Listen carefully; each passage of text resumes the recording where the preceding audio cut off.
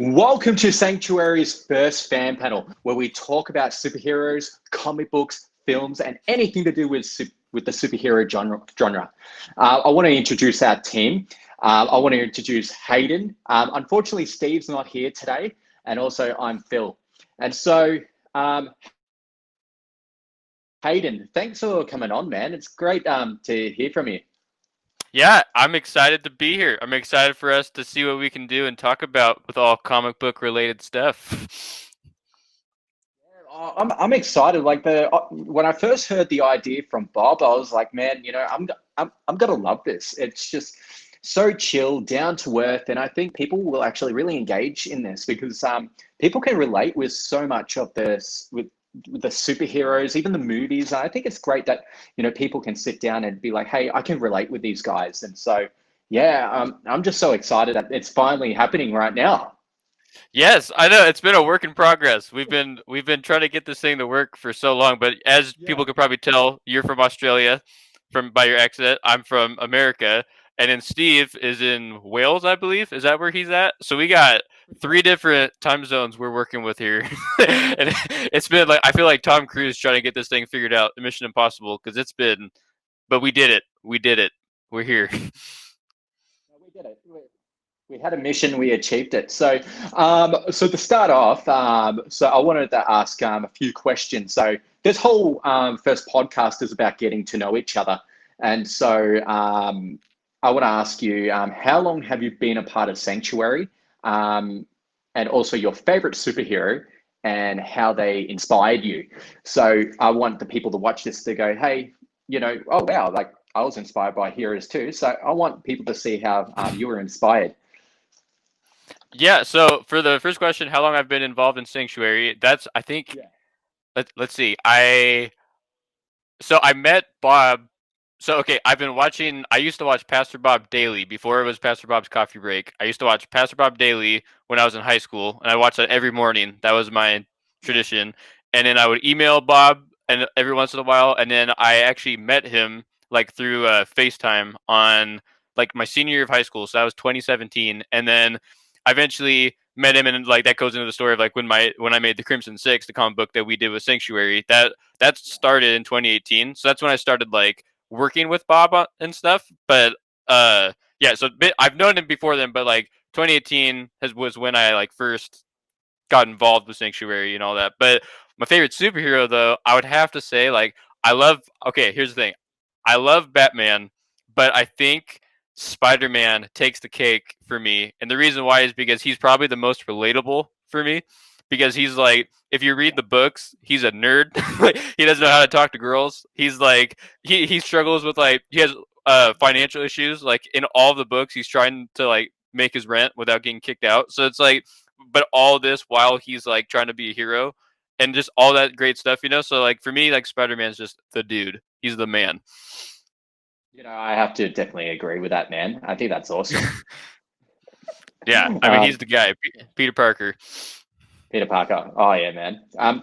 So for me, how long have I been in Sanctuary? I actually gave Bob a little bit of a hand a few months ago. And so I met Bob very similar to you. I was watching Pastor Bob daily. I grew up with my brothers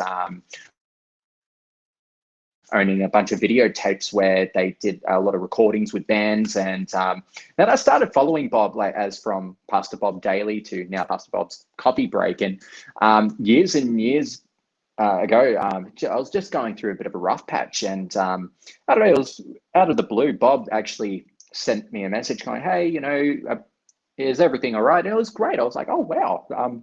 The man himself. Wow. And so, yeah, ever since then, he's been keeping contact and it's been amazing. So he offered me to do a few family chats for Sanctuary during when the COVID pandemic hit and yeah, so on from here. And here we are now. I would say my favorite superhero, man, to me, that is most relatable to me, would always have to be Batman. Like, I don't know, the fact that the Bruce Wayne was born into like wealth, but it just one thing I loved about him is that when his parents were killed in front of him, It's like he wanted to give back to the community to go, what pain I felt, I don't want anybody else to go through. So Yes. he put himself in such a poor situation where he felt so flat and just so broken. He wanted to commit every circumstance and to save Gotham and to make a difference. And I'm like, wow. So I think the moral of that story is that when you feel hurt, broken, you can relate to it. And it's same thing for Spidey, man. Like with Spider-Man, like Stan Lee, when at the time when he was writing Spider-Man, he was getting told this story won't work, it's stupid, and he was struggling financially, and he just thought, no, this is what's happening in the world. And when he created it, these heroes could relate, and that's why they're making such a big difference today. I think, yeah, it's awesome, man. That's for me personally. Dude, that's an amazing answer. Now I feel like jealous because your answer is so good. No, I completely agree with you though on like the whole Batman thing. Like, Batman. I think like one of the things I also love about Batman is how he's basically learned to not give in to fear. Like that's a really big theme for him too. And I think that's like Yeah. it's crazy to see like the fact that when you get rid of fear, what you're able to do. I mean, in a comic book form, he uses his fear on other people. So it's like you don't really want to do that. But like no, I Batman's my second favorite. I would just say Well, that's Spider-Man what I've for been me is doing this like whole time. dang man, dang. No, yeah, I Yeah, completely agree though. Yeah, I think we're like yeah, I'm like right there, like Batman's right below Spider-Man for me. But it's just because Spider-Man was like my first like I grew up with the Tobey Maguire Spider-Mans, so I'm like it's close to my heart. yeah. Absolutely. I think it's amazing when you actually look at all the different actors that have portrayed the heroes over the years. And Toby has always sat on my heart because I grew up like thinking, I want to be Spider-Man and I want to look like him. But, now you look at me, I'm not there at all.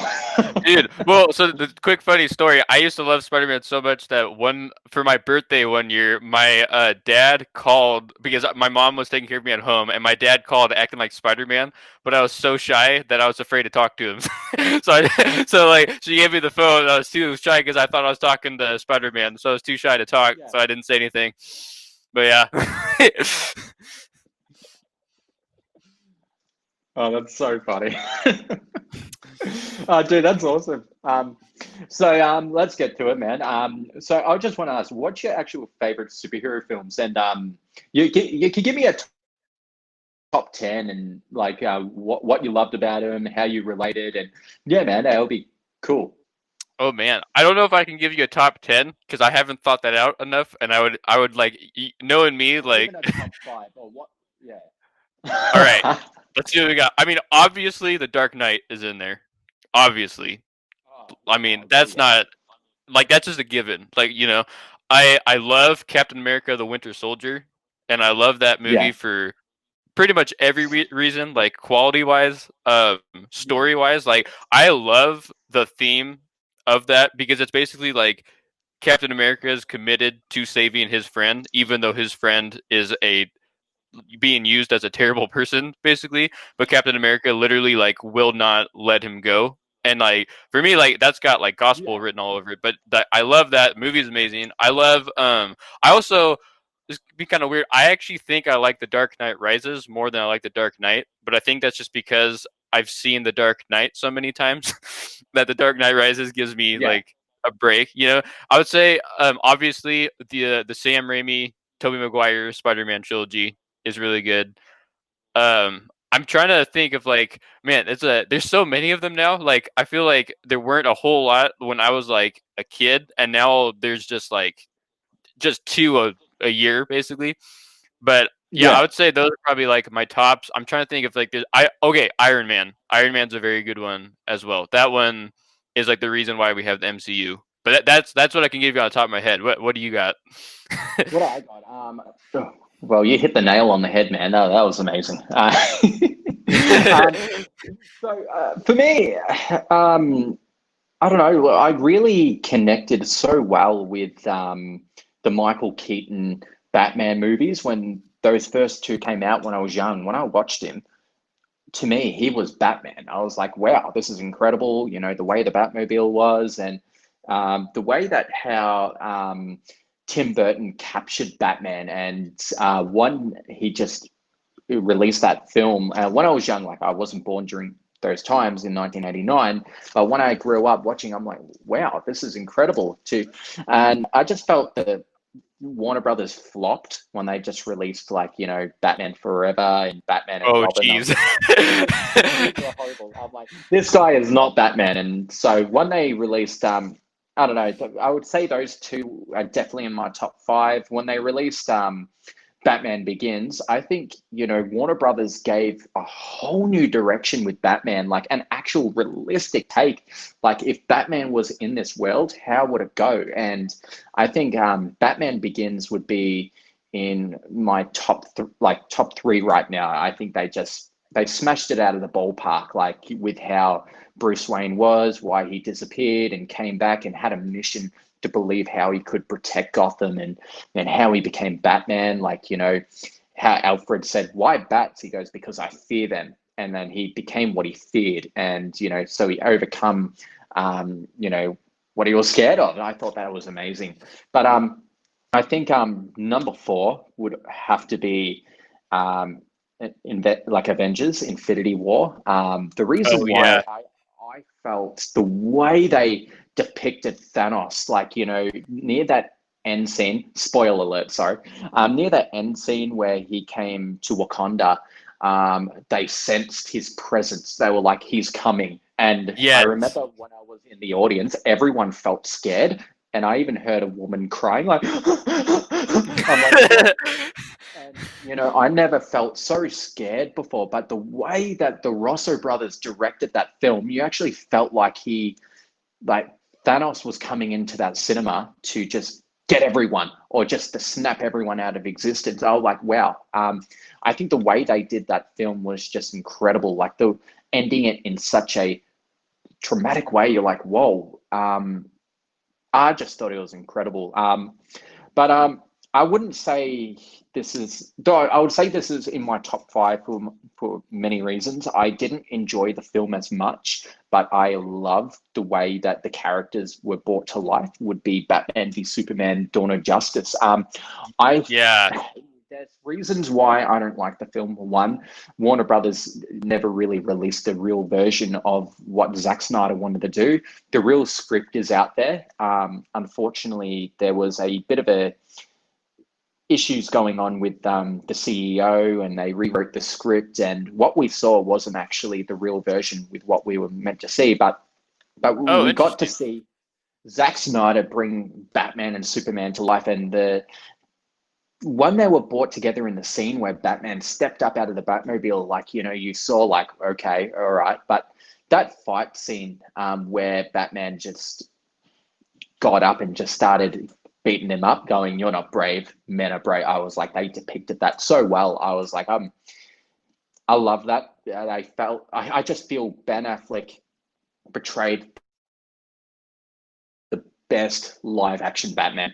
Um, People are willing to debate with me, but look, I just from what I saw was just literally his Batman, Yes. and I also I'm and I ecstatic. also like because he looked like he has the body type of like the animated series Batman, which to me is my Batman. Thank you. Yes. Yeah. Like, yeah. I'm right there with you. So we were talking the other week about the Batman with Robert Pattinson, and we were both getting excited. How did you feel about that?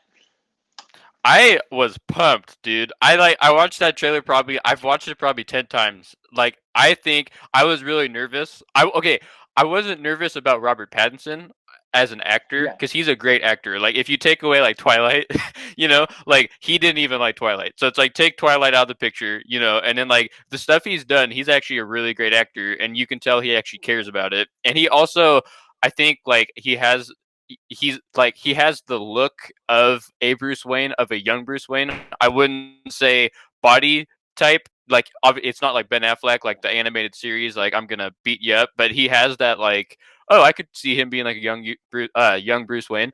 But I thought the trailer looked really good, and considering they only shot the trailer was only made of 25% of of the actual movie because they've only shot 25% of the movie right now, which is insane to think about because they made that trailer with only that. I'm excited. I think seeing the Riddler back will be very interesting. Seeing the Penguin back will be really interesting. And I think like it honestly looked kind of scary, to be honest with you. Like I hate horror movies, like I hate scary movies. So part of me is kind of like nervous for that part. But the part where he beats that guy up and then says like I'm vengeance or whatever he says, oh my goodness. I'm like I got goosebumps. I was Yeah, so pumped. I'm getting goosebumps right now, man. Well, I'm so excited for the film. When I first saw it, like, when I saw that scene, like, who are you supposed to be? And he just punches the guy, breaks his arm, and keeps backing Yeah. him. I'm like, okay, is he gonna say I'm And he Batman?" goes for it. And he goes for it. Like he's like, like he did. Yeah, I was like, my goodness, man, this is like Ben Affleck Batman violence right here. I saw a guy comment on the video going, I swear this Batman probably watched his parents die like the same amount of times that we have. Probably. That's a good. That's a good one. That's a good one. Yeah, man. I think they got a lot of good films coming up. Even the Marvel movies. They're Black Widow. They got even on Disney Plus, Falcon and the Winter Soldier, WandaVision. I think this is going to be the next year is going to be the year of superhero films, and it's going to be exciting. It's a shame that during COVID, these things have just been put on pause. We're just waiting, and I think this is a good time that we can turn back to the things that we love, even read some of the old comic books, and yeah, I think it's awesome.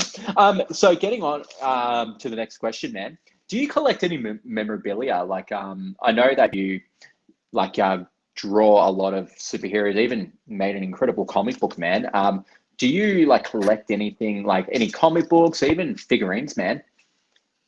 So I collect comic books. I don't collect like figurines and stuff just because I just don't have the money for them right now. Like I don't have the money to say I'm gonna, to buy Yeah, like yeah. a $60 collectible. I wish I did, and I'm working towards that. Like, but Yeah. I collect comic books. I mainly so like it's kind of in a weird place right now. I collect comic books mainly for art inspiration.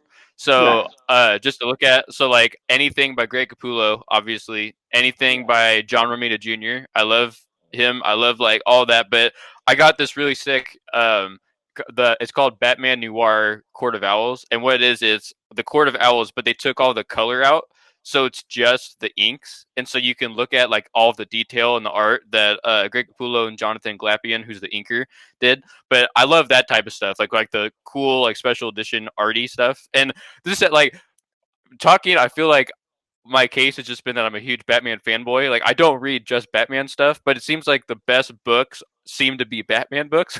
So, but like I've got a lot of like books like that. I have a huge pile right next to me and stuff. And I remember we had a store called Hastings that went out of business about 2 years ago, I think. Yeah. And Yeah. so yeah, and it had tons of comic books. So like I bought like mystery bundles just for like $7, and you got like 50 comic books. So I have a bunch of random. Some are really good. Some are like the Vampire Diaries, the comic book. So I was like, okay, well, you know what I mean? But I've got like all this like good stuff. But yeah, I love comic books. I got these guys right here that I got a long time ago, where it's all like the classic, uh, like the Adam West type figurines a little bit Oh, that I my really grandpa like got me Adam a West, long man. time ago.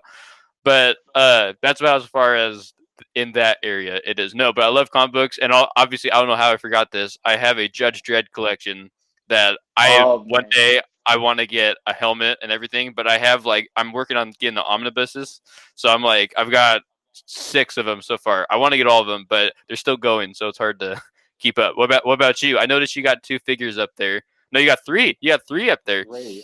That's actually not even the quarter of what I have. I actually been collecting them over the years. I actually have like nearly quite a lot, man. I even had to give some of my collection to my nephew. So I was like, which because I got so many nieces and nephews. I was like, oh, I'm moving out. I don't know where to put all my Batmobiles and all that. But there was only one nephew that I trusted that wouldn't break anything. I just said, hey, these are yours for a very long time. But when you don't want them, give them back to me. And so, yeah, he's got quite a lot of them. But this these are just on my shelf at the moment. I actually have a $400 remote control Batmobile from the Justice League. So I think I showed you that on video one time, and you're like, "Oh wow, this is amazing." So I know it um, was so like impressive. It's like every small. Cause can't you control it with your iPhone too? Is that, or am I thinking of something different?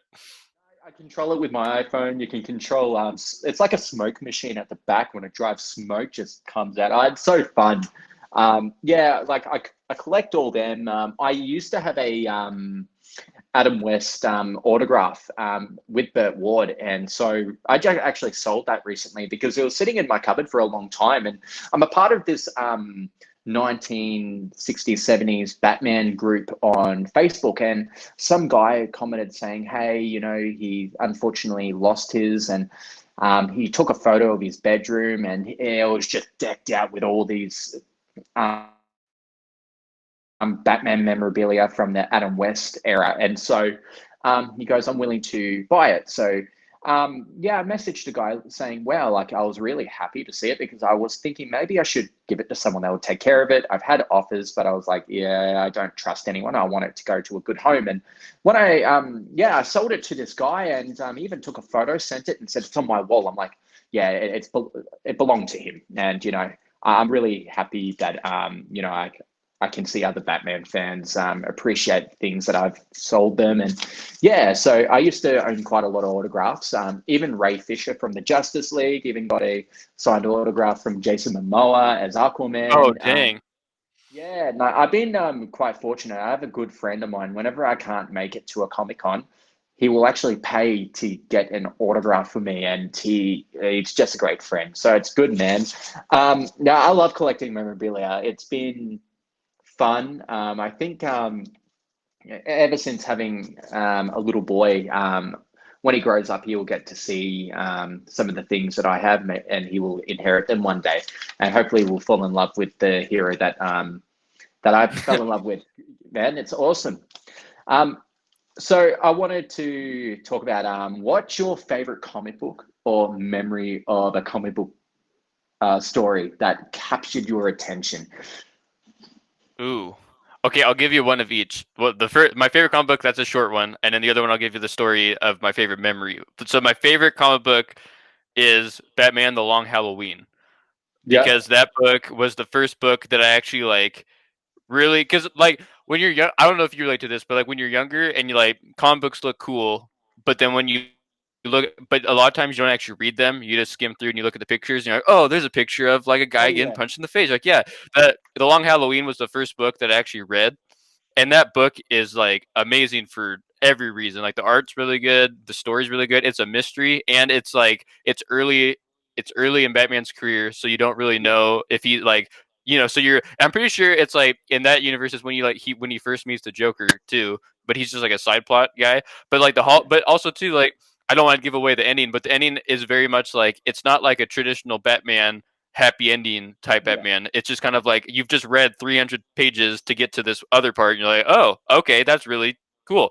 But my yeah. favorite memory is I remember I used to long time ago we used to go on vacation to this city like about 8 hours away, like in Oregon, and there was this thrift like this used bookstore that we would go to because my mom like on vacations. I don't know if like your mom's like this, but like my mom was always like, I need books to read on vacation. So like Yeah. we'd have to go get books. She would never read any of them. She'd just buy a whole bunch of them. But we but we would go to like this used That's bookstore motherhood for and you. yeah, and we would go to this bookstore, and it'd always be like super boring. It smells really bad because all these books are like dusty and old. And so like you're just waiting for my mom to pick out like a James Patterson book or whatever. And so I remember I walked in this one little section, and there was a section dedicated just to comic books, and they were all like falling apart and terrible. But I remember I found it was an old 1980s Silver Surfer book, and then there was also a DC. I think it was the Justice Society of America, and it had Doctor Fate, Superman, and then Uncle Sam, who I didn't even realize was a character, but like Uncle Sam, the comic book character, who was like, I don't know what his deal was or whatever, but it was like they were fighting off an alien invasion, and I remember looking at Doctor Fate and watching him like fly over as he's like taking dudes out with his like weird Yeah. powers and stuff, and I remember like that was the very first time that I like looked at a comic book and I was like, this is amazing just by looking at like the art of it. But that's probably my favorite comic book memory with that. Yeah, no, absolutely. I think we were talking about that like quite a few weeks ago. The fact that you were talking about Uncle Sam, and I was actually watching a cartoon when I was around 8 years old, I think. I was watching one of the Batman animated cartoons with Superman in it, and all of a sudden, out of the blue, just magically appears Uncle Sam, and then he goes, "I have come." He goes, "I have come back with more power because people have more American spirit." I was like, "Wait, what's going on?" And so, what's going on here? America. No, but man, no, it's so cool when you can actually relate to something so fun and awesome. But for me, my favorite comic book, or a memory of one, when I grew up, I remember the death of Superman, with Doomsday. That really captured my attention because when I was young, I was around 5 to 6 years old. I would put on like grab some pegs off the clothesline, grab a red towel, clip it up the back, and I'll just run around the street pretending that I'm Superman. And I was like, wow, this is fun. You know, Superman's unbeatable. Like to a kid, you think no one can kill him, no one can hurt him. And all of a sudden, one day, I was like at this bookstore at one of the shopping centers, or how you call it, a mall. Yeah. Um, Suddenly, I saw the death of Superman. My little child heart broke. I picked it up and I saw the big fight of Doomsday and Superman was dead, and Lois Lane's holding him, crying, and then you're just seeing like all these heroes next to him, all hurt and badly injured, and then you're like reading that Lex Luthor created this being like from Kryptonian DNA or something, and I'm like, what? And then I'm like, go home, and I'm like heartbroken, like he's dead. Like, what do I do? And it was awesome. Weeks later, I went to that same bookstore. Then all of a sudden, they had part two where Superman came back in a black suit. And I'm Back like, in black. wait, what? No, back in black, man. And it was amazing. I'm like, what? And he just then bashed up Doomsday like a rag doll. Like he didn't stop. And so I'm like, well, now that's Superman. I think it was so creative and just taught me that, look, no matter who you are, like superhero or not, like we can always lose or, you know, or we can always fall, but it depends how we can come back bigger and better and stronger. I think that was awesome. But another one I think we spoke about was by Scott Snyder, Batman, The Court of Owls, like what you mentioned before. Yes. That captured my attention, man. Like that and The Dark Knight Returns. But Court of Owls, that whole series, like Death of a Family with Joker and with Joker, how they cut his face off. I'm like, oh, okay, what's going on there? But Court of Owls smashed it out of the park. I fell in love with that. I think I read that comic book series like 10 times. It's just the way it was, the artwork, as you mentioned, was amazing. The story, where secret society within Gotham that Bruce Wayne never knew about. I think that was incredible. But I think for me, the stories that captured me more in my teenage years when I researched was actually, I'll show you something in my little collection. This is a Okay. replica. Oh. A replica of the first Superman comic from Action Comics, 1938. So this isn't the real one. The real one is going at least, I think, around $900,000 at the moment. So a certificate of authenticity one goes around $250. So it was good. I actually got that from a gift from my brother.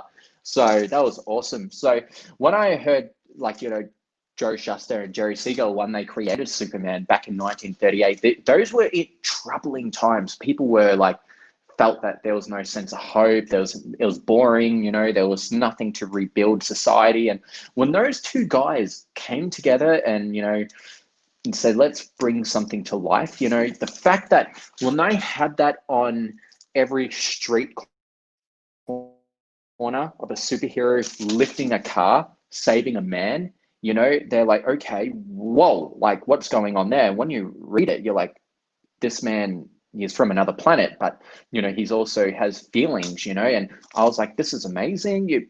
I think that really changed history when they brought the Superman to life. Every child wanted to be Superman. Even every adult got that confidence, like the stand up, they have their hands behind their waist, and then it just became just a phenomenon, creating Superman. But also, like, when it came to Batman being that next year in 1939, where Bob Kane and came up with the concept and of that idea of Batman, and he got the artist Bill Finger to draw Batman so it just became incredible. So after when the Action Comics came out with where you see Batman on the cover holding a criminal swinging in the air, you're like, okay, what's going on here? When you read it, people are like, wow, this billionaire kid, his parents got killed in front of him in like a street corner, and he's an orphan. His butler looked after him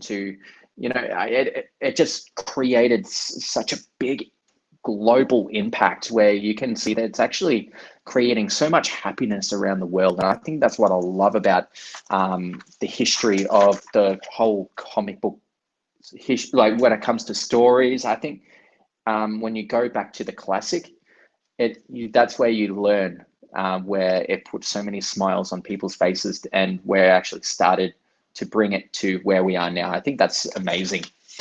Yeah, man. Yeah. That's what I've always fell in love with is when you go back and read the original, you're like, this is where it began. And, it's incredible seeing other comic book writers or even directors and film studios give their own versions of the characters and bring them to life. And when you see it, you're like, wow, this is all that you ever wanted. And sometimes you pretend to be them out of for fun going, if I was Batman, what would you do? I think that's incredible. Like, yeah, that's just me.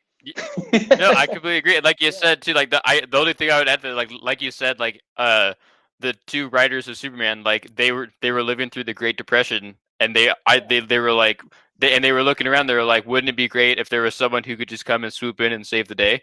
And then it led to Superman. And when they actually approached the because before DC was even around, and they approached to get it published, they actually got rejected because the art wasn't good enough.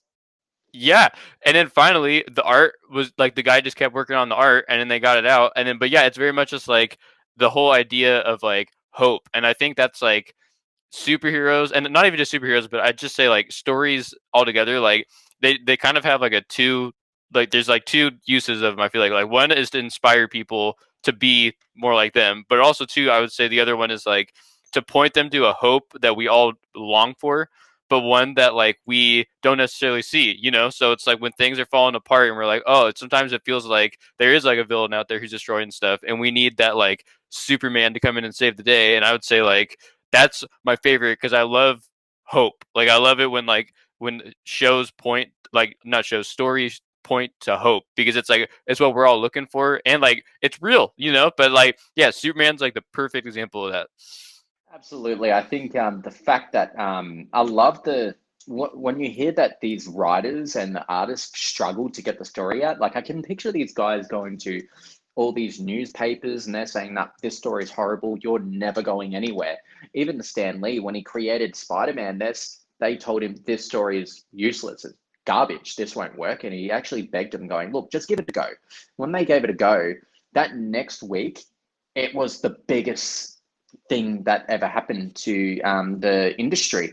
And then the big boss walked up to Stan Lee going, hey, remember that Spider-Man story that I loved so much? And he said in his bio that he just rolled his eyes and said, yep, but look, at the end of the day, I think, these people stepped out of their boundaries to push and create something so big to make such a global impact. And, that's what I love when you read up about these people that have created all these heroes. Some of them were just pushed around, rejected, and like even got told like, why are you making, a Greek god, Zeus, or why are you making Thor? It doesn't make sense if you put them with humans. It's like, hey, these people have an imagination. They want to bring it to life. And when you actually see their perspective and when they work on it, then you will see, as you said, the hope that they bring in the story. And that's where we can actually relate to, you know, in the gospel of Jesus, man.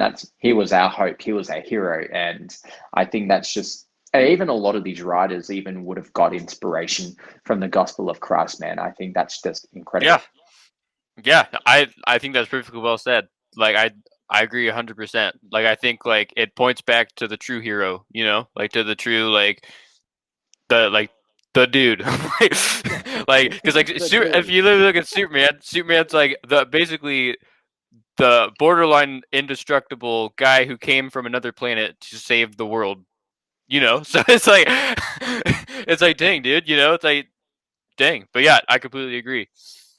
Absolutely. Oh man, this has been awesome chatting. Man, I was so excited when this was going to come up because you and I, we always have great chats. And hopefully next time when Steve comes on, I don't mind asking him a lot of questions because he mentioned that he had a memorabilia shop. I really want to Yes, ask him because I work in a supermarket, and when I'm working, sometimes you get the strangest people come in. I want to know, does he deal with a lot of weird people coming in, asking for the most weirdest things? Like, you know, I actually am quite interested to see what stories he has for us. I am as well because I'm sure he has some. I know you weren't on the call, but he was telling me some. But I don't want to spoil it for you. No, no, no, that's fine. Or for the viewers, yeah. There you go. There you go. I got inside knowledge. So Oh man, you know what's funny? You know, Bane in The Dark Knight Rises. I used some of his speeches when I was at work years ago when we were in the managers circle. You know how Bane goes, "I'm here to give to you, the people." You know, I read this the big thing. people. Yeah, I actually read that out, and some people were like, "Wow, Phil's really stepped up to his plate." And I'm just thinking, yeah, yeah, I'm actually being a villain right now, and they don't know it. There you go. There you go. I'll tell you, I So have funny. where we live. We have to wear masks when we go out, and so I got a Bane mask. So I and just like just walk around like I'm like a super scrawny little short dude. So but, like it's super ironic, but it's still fun to wear. No, no, all you got to do is shave your head, go on the roids for a few months, and you'll be right. Yeah, that's all I got to do. Yeah, exactly. That's all there is to it. You know, talking about dressing up, going out. Years ago, I used to own a few $100 replica Man of Steel costume, and unfortunately, it got missing. It got lost. My friend goes, "Oh, wear it, go for a walk," and I also had a Spider-Man costume. So he wore the Spider-Man costume. I wore the Superman. I was a bit embarrassed. I was like 21 at the time, walking in the street. And I was just walking head up, and I even did my hair, and people were like, "Thank you for your service." I was like, "Thank you." There you we go. went There you go. we went bowling. Some people were giving us weird looks, and on the side was actually these little kids that were having a birthday party. They were so young, they actually thought that we were real.